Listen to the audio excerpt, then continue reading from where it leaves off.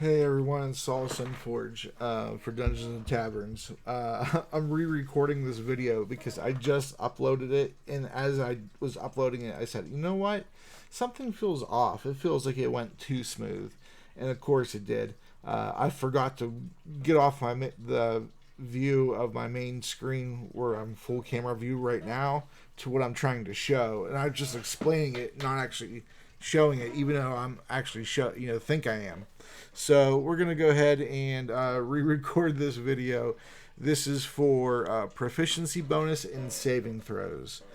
In earlier editions in 3.5, there was no proficiency bonus. You were skilled and unskilled in certain things, and it cost you 2 skill points to put 1 skill point into something you were unskilled in, and then each class got a fortitude, a will, and a reflex, and it went up with each level, and you could do things to affect it and things like that.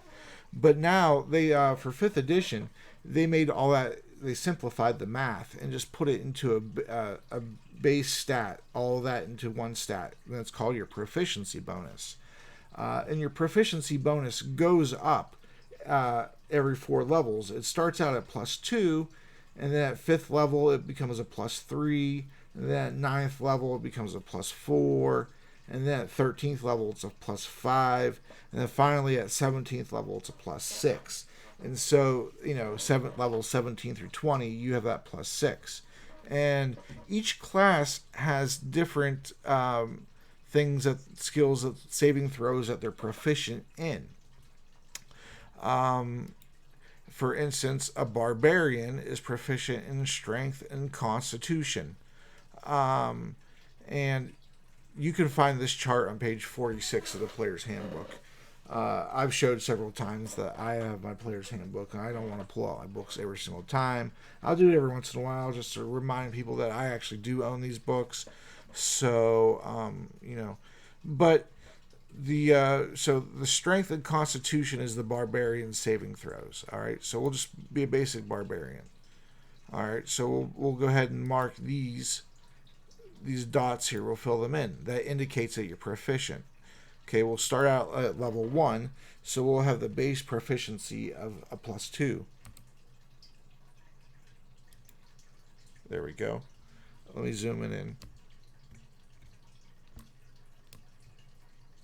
Alright, so yeah, there you go. So you fill out the strength and constitution dots to indicate that you're proficient. You start out at level 1 with a +2 proficiency bonus. All right, and let's say our strength is a 18, and we'll say our constitution is a 16. The rest of them don't really matter. We'll just make them 10s. It really doesn't matter for the rest of them because that's not part of the example. Since we're just focusing on the main stats. All right, so that means, okay, you remember my example on how you figure out your bonus. You take your 18, divide it in half. That's 9. Minus 5 is 4. So you get a 4 as your strength bonus. And then for your constitution, half it. It's 8. Minus 5, that's 3. So it's a 3 bonus. All right. So then you take your strength bonus and your proficiency bonus. And since you're proficient in your strength saving throw, you just add them together. Okay. Same thing with your constitution. You take your 3, add it to your 2, and you get a 5. Okay? And then once you get to the 5th level, and your proficiency bonus goes from a 2 to a 3, you make your strength from a 6 to a 7, and your constitution goes from a 5 to a 6. And then whenever you make your saving throw, you add these numbers to your dice. And the DM will ask you to make a saving throw. Typically, the most iconic thing that I could think of would be against a dragon's breath weapon. Save versus fire.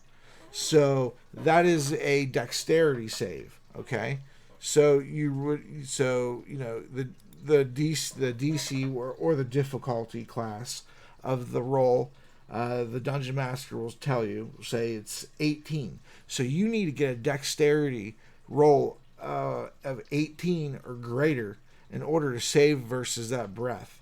Now, when you save versus a breath, if you save, usually you only take half damage from that breath weapon.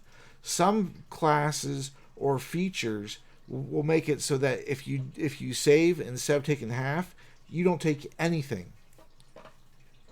And so, that's for dexterity. But if that's if you beat the roll. If you fail it, that's as if you didn't dodge out of the way of the breath weapon and it hit you.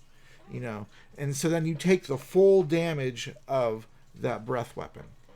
A Constitution saving throw in case of the Barbarian here. A Constitution saving throw would be something like running a long distance uphill. You might have a Constitution save to not be winded, or to not get a level of exhaustion. For maybe holding your breath underwater. Drinking contests. You're drinking alcohol against somebody, trying to get information from them, and you're trying to ply them with liquor. So you're matching them round for round, and your Constitution saving throw the DC is gonna increase each drink you take, because you're getting more and more drunk, and you're trying to resist that groggy, double vision thing, and slurring your speech, and maybe passing out. So you add your Constitution save number here to what you roll to beat the DC that the DM gives you. Now, each class only gets 2, but there is a feat that you could pick up that will give you a third one. Okay, so then we'll say that the third one is in dexterity. All right, even though our dexterity bonus would be nothing, because a 10 or 11 is an average score, and so you get no bonuses, but you get no negatives either. So it's just like you are, But if you're proficient in it, you get to still add your proficiency bonus, and so it's still very helpful. But that takes a feat, and some DMs may not play with the rule. It's an optional rule to give feats. DMs don't have to give you feats, but I do. I don't think I've ever had a campaign where I've not. Anything that lets characters be different, I'm all for it. So there you go. There's the proficiency bonus, and there's saving throws, and then for all the ones that you're not proficient in, you would just add your modifier, and that just carry it on over to this column. Let's say you have a there you go, intelligence of 2, but you're not proficient. Okay, so you go ahead and just carry it on over. Just bring that 2 right on over to that saving throw column, and you do that for every one of your abilities. And once you get them all, you're good to go. The next video that I'm gonna make, I don't know if I'm gonna have time to make it before Callie has to go to school, but it's gonna be on skills. So it's going to be a little bit of a bigger video for you. Hopefully this video helped you out. And if it did, let me know. Give me a thumbs up. Best thing you can do is tell somebody you like the channel. Maybe they'll like it too. All right. Catch you later.